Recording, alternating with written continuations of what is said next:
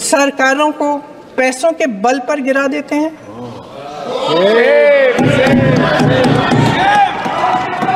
मेरा आग्रह है कि अपन संविधान में सकारात्मक बोले।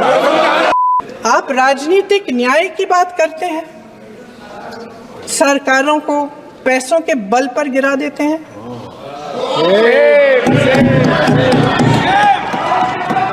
मेरा आग्रह है कि अपन संविधान में सकारात्मक बोले।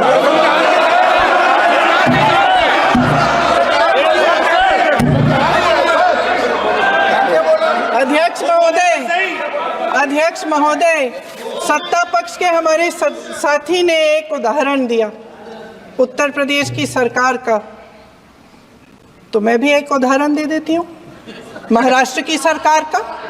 मैं भी एक उदाहरण दे देती हूँ हिमाचल की सरकार को तोड़ने की कोशिश किसने की, पैसों के बल पे की, गोवा की सरकार। तमाम उदाहरण राजस्थान की।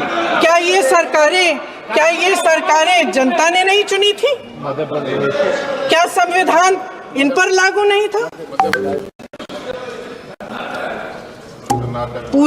पूरी देश की जनता जानती है कि इनका हंसती है, जानती है कि इनके यहाँ तो वॉशिंग मशीन है।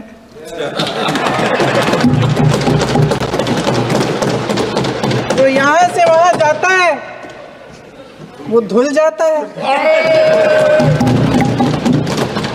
इस तरफ दाग, उस तरफ स्वच्छता। और मेरे कई ऐसे साथी हैं जो इस तरफ होते थे उस तरफ चले गए, मुझे दिख भी रहे हैं, वॉशिंग मशीन में शायद धुल गए हैं।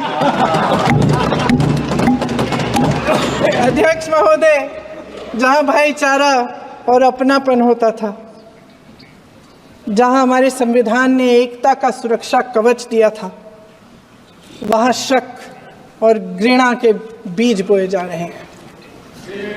एकता का सुरक्षा कवच तोड़ा जा रहा है। प्रधानमंत्री जी यहाँ सदन में संविधान की किताब को यूं माथे से लगाते हैं, लेकिन संभल में, हाथरस में, मणिपुर में जब न्याय की गुहार आती है, उठती है, तो उनके माथे पे शिकन तक नहीं आता।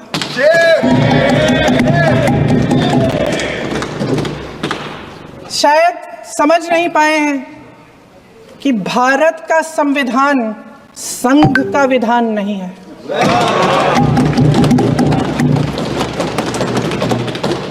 भारत के संविधान ने हमें एकता दी, हमें आपसी प्रेम दिया। उस मोहब्बत की दुकान जिस पर आपको हंसी आती है, उसके साथ करोड़ों देशवासी चले। करोड़ों देशवासियों के दिल में एक दूसरे के लिए प्रेम है, घृणा नहीं है।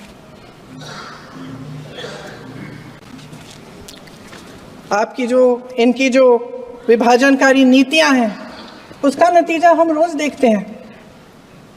राजनीतिक फायदे के लिए संविधान को छोड़िए, देश की एकता को भी ये रख नहीं सकते, इसकी सुरक्षा नहीं कर सकते। हमने संभल में देखा, मणिपुर में देखा। दरअसल इनका कहना है कि अलग अलग इस देश के अलग अलग हिस्से हैं। कैमरा। लेकिन हमारा संविधान कहता है कि ये देश एक है और ये देश एक रहेगा।